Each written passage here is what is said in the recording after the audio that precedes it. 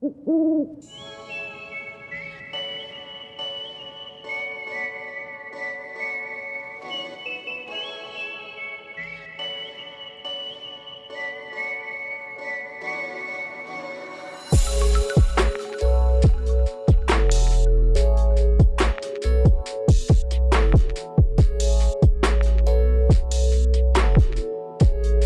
everyone, welcome back to another episode of the Owl Talk podcast. I'm your host, Jacob Camilleri. Today's episode will be a partner spotlight. We have the opportunity to talk with our official wine partner, Radiant Napa. Joining us today will be Brandon Cheney. Hello, Brandon. Hi, Jacob. How you doing? Great to be I'm here. doing pretty good, man. Good to see you again. Awesome. So, before we dive into our partnership with Radiant Napa, tell us a little bit about your background, Brandon, and yourself and your role with the parent winery, Fairwinds. Absolutely. It's a pleasure to be here. My name is Brandon Cheney. I'm the proprietor and CEO of Fairwinds Estate Winery, which is located up in beautiful Napa Valley. We're in the Northern Realm, which on the Silverado Trail. I'm originally from Indiana. My dad was a professor at Purdue University, so I grew up on a college campus. Saw all those fraternity and sorority houses as a kid. Even collected beer cans as a kid with my wagon, going up and down the fraternity row back in the 70s. But I went to Indiana University, so I was a little bit of the black sheep of the family, and I did join a fraternity. I joined Sigma Chi at Indiana University and graduated in 1993. From there, I did a short, I was part of the financial management program at General Electric at GE Nuclear Energy in Lowington, North Carolina. And then I found myself out in San Francisco after a transfer with GE right before the dot-com period. So I ended up quitting GE and starting a public utility company, actually, at a young age. They had deregulated the telecom industry. So I started a public utility and grew that company for a period of years, actually 20 years. And after I got to a point, I had the opportunity to sell that business and got into the wine business in Buffalo Winery up in Napa in 2015. So I know we talked a little bit earlier. Can you kind of tell us how, you came to kind of fall in love with wine and kind of how that came about? Absolutely. So, growing up in a family of academics, both my parents were professors at Purdue. One of the benefits of being a professor is you get every 7 years, you get to take a sabbatical leave. It's a time to rejuvenate and explore, personal things that you could bring back to the academic environment. So my dad chose to go to Aberystwyth, Wales in 1978. So as an 8-year-old, I was living in Europe, going to school, and my parents were a little bit hippie-ish, if you will. I remember they bought a brand new VW bus, and they decided for a period of 3 or 4 months, we would travel around Europe living in the VW bus in the 70s. I even remember a time when we picked up some hitchhikers in Ireland. I know you wouldn't do that today, but I just remember all sorts of crazy experiences. But, a few of the things that we did is we'd go around and we'd visit wineries.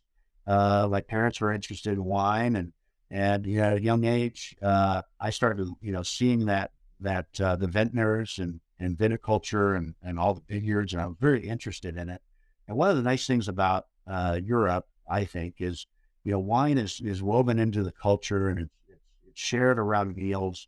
And even at a young age, they pour a little glass of wine for the kids at the table to pair with their meal.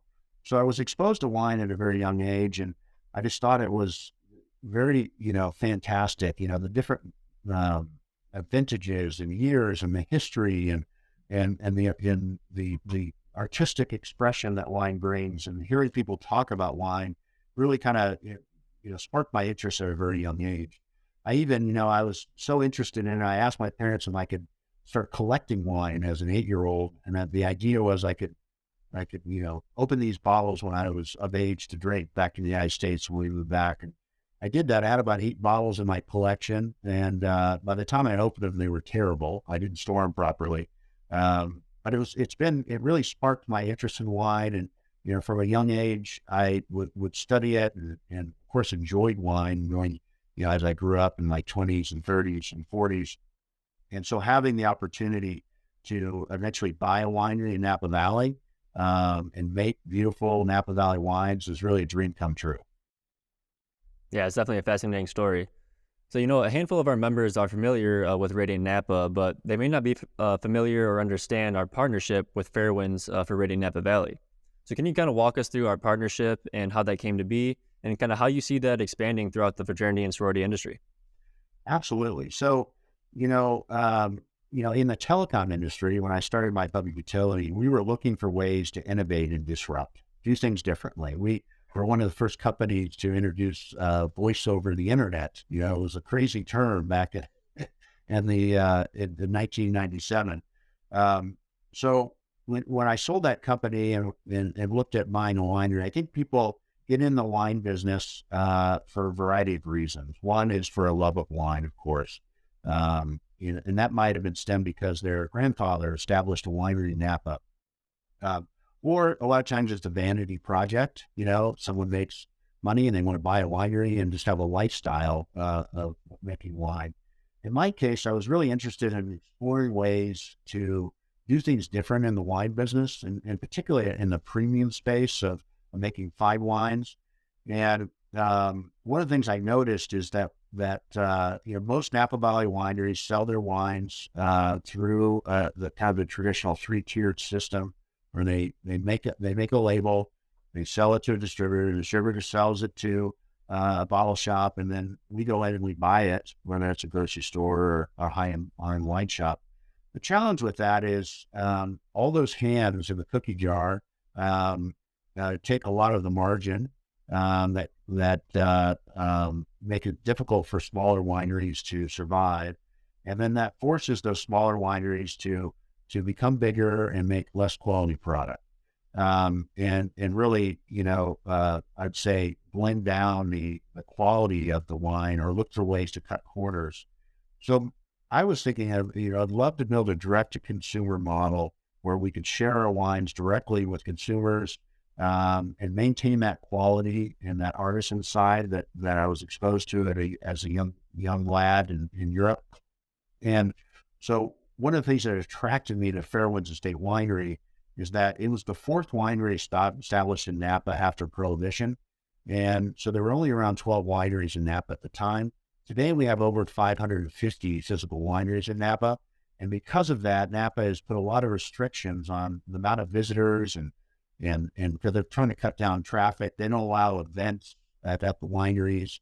They don't allow food to be paired with wineries, just to keep the traffic down. And I think also hotels and restaurants were lobbying to have that opportunity to provide that experience to visitors to Napa. But over 4 million visitors come. So because we're grandfathered in with a lot of these hospitality entitlements, we can have more visitors, more events on this property. That's what attracted me to the property.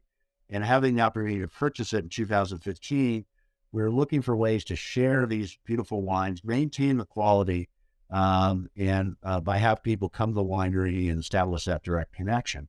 Well, when COVID came around, we weren't able to have visitors to the winery. And so I was looking for ways to connect with folks online to sell Fairwinds Estate labels, the beautiful wine we make. So one community I'm involved in, obviously, is I graduated from Indiana University. So I started going up on the Facebook pages and telling folks, hey, we make wine. The winery's owned by a Indiana grad. And we started, the people started buying the wine because of that connection. I also, as I mentioned before, in the Sigma Chi from Indiana. And so I also went on the Sigma Chi web pages as well and social media accounts and started telling the brotherhood that I owned a winery. And so we started selling more wine to Indiana alumni and Sigma Chi's throughout the United States than we did by people coming to the winery. So the idea came up in 2020 that what if we made a wine brand that celebrated the history of Sigma Chi, but in a subtle and sophisticated way, almost like a secret handshake. but also give back to that organization. As I reflect on my college experience with my fraternity brothers, those are some of my closest friends. Those are folks that um, I call in my times of needs, that we get together. And I also recognized that I also had disconnected from Sigma Chi a little bit as far as being as involved as I could have been. So, the thought is what if we could create a wine brand for the fraternity that would celebrate the history, but also give back to that organization that's near and dear to my heart. So we launched the first Greek wine brand ever, and we just chose Sigma Chi because of my connection to it. And it was very successful. And that led to John Forrest, who's the CEO and president of Sigma Pi, to reach out to me. And he came out to visit. We had a great time, him and his wife, and we shared wine, drank at the wine cave, and we hatched the idea of creating a wine brand for Sigma Pi, and structuring that wine brand so that 20% of every dollar that was spent within the brotherhood would go back to fund, important projects. And one of the things that he had brought up at the time was the bonds of brotherhood around mental health. And so Radiant Napa Valley was hatched. And I would like to thank all the Sigma Pi brothers that have joined the wine club. Because every time you buy a bottle and share that with your brotherhood, it is giving back to the organization. I'm a big believer in Greek life. I know there's been a lot of challenges to the Greek system, but I don't think they really understand, what it's all about. It's more than just about partying in college. It's a brotherhood. It's a connection. It's a network. There's great ideals. It builds character. So we had the opportunity to launch about 30 brands within the Greek world, celebrating the great history of all these organizations. And the more I learn about Sigma Pi, I'm just fascinated about its history, its founders, and everything about it. So it's been a real pleasure. Yeah, Brandon, I think that's, honestly the best part about this partnership is, not only do our alumni get a great wine subscription, but as you mentioned, 20% of everything goes back to the Sigma Pi Foundations to help us with our mental health initiatives, our educational programs. All those things are very, very vital to our organization. So that's for me personally, at least, that's kind of the best thing out of this partnership is, we're able to give money back to our organization and continue to help our educational efforts. No, that's absolutely right. And it is, I mean, think about it. We all love fantastic wine. And if we can share a bottle with those close friends of ours and also get back to an organization that's near and dear to our heart, what a great win-win. Absolutely. So what would you say is your favorite product or collection that you've done with Sigma Pi so far? Well, that's it. That's kind of difficult because, one of the things I love the creative side. So I've had the opportunity to have a hand in the design of all the labels for Radiant Napa Valley. And I love the Founder Series. The collection that we have is we have 3 whites and 3 reds in the collection. And one's a Founder Series. So on the red side, we have a Bordeaux blend, we have a Cabernet Sauvignon, and we have a Pinot Noir. These are all Napa Valley or Russian River in the case of Pinot Noir. And then on the white side, we have a beautiful Napa Valley and Russian River Chardonnay. We have a Cuvée Blanc, which is the white wine blend, as well as a beautiful sparkling wine made in the method Champenois. So this is made in the traditional Champagne method. I think my favorite bottle, to answer your question, would be the badge or the Golden Cross. I just think it's a beautiful label. I love Sigma Pi's badge. I love what it stands for. It's just a beautiful bottle and fantastic wine. This particular bottle is a Blanc de Noir. That means that it's made from, so that's white of black. So that's made from the Pinot Noir grape. And it's just, it has just, not only is the wine fantastic, the imagery and the bottle is beautiful. We also make a Brut, which is a 50% Chardonnay and 50% Pinot Noir, as well as a Blanc de Blanc, white of white, which is 100% Chardonnay. And in the case of Golden Cross, it's a Blanc de Loire. It is just a beautiful bottle of wine. And what a great gift around graduations, for weddings, for celebrations, when brothers are together. I'd like to wish everyone a very happy Valentine's Day. I know a lot of brothers have taken advantage of some of the really neat gifts that we created on the RadiantNapa.com store. And very excited to hear about the significant others receiving those great gifts. One of the things you'll see this year is not only can you join the club, which is either a 3-bottle or 6-bottle club where the wines are received in a beautiful handmade wine crate, but we also have some beautiful experiential gifts as well. So if you can't, if it's not in your budget to join the club, we do have opportunities to buy bottles and buy gifts for brothers or folks that are close to Sigma Pi. Absolutely. Yeah, definitely a good gift idea for someone out there. So, we've been through about 3 cycles of shipments to date. What can members look forward to with the spring collection, and what else is in store for the future of Radiant Napa? Well, there's a lot of great things, and this is the fun part of what I do, is coming up with new ideas to be able to share. So, of course, we're going to be coming out with new labels this year, and we do have kind of a breadth of products, and I know of labels, and I know a lot of brothers haven't had a chance to experience them. We're definitely going to be doing some things in the future around library releases, bringing back some of those past vintages for folks to revisit or to be introduced to for the first time. If you have received a club shipment, you've noticed that we've always included a little special gift in there. In the past, it's been a wood handle Radiant Napa Valley wine key, which are about $25. We're looking to do something different in the spring shipment this year, which I think will be fantastic. Some ideas around some Sigma Pi wine charms or some other ideas. We're also looking in the future to redesign the wine crate as well. That won't happen for the spring, but something that's going to happen in the future. So we'll have a new crate design coming in the future, as well as some really neat events. One of the things that many people might not know, but in 2020, not only did we have COVID happen, but a lot of fires. You might have seen in the news all the fires that occurred in Napa Valley, and unfortunately, or fortunately, the fire went over the hill and burned down a couple of our main buildings on the winery.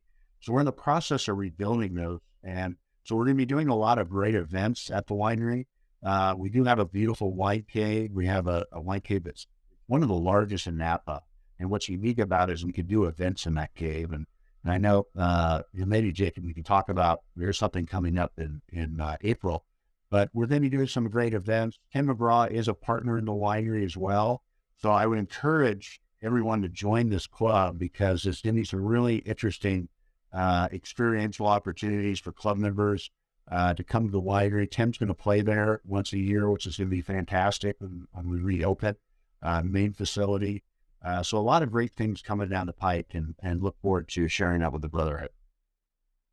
Absolutely. And yeah, as you mentioned, we are looking to go out to Radiant Napa in April 15th to be exact, and put on an event in the wine cave.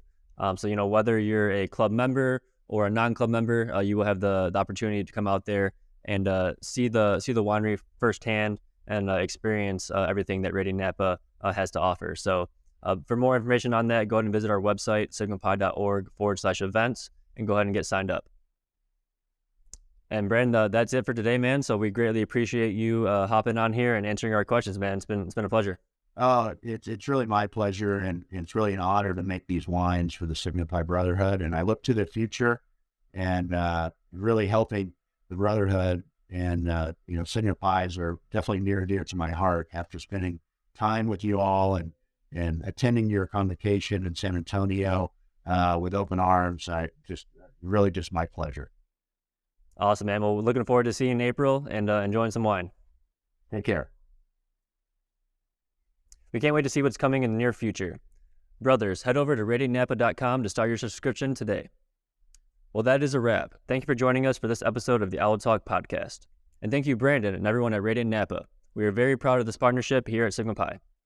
For everyone listening, make sure you hit subscribe and please leave a rating and review on your favorite podcast platform.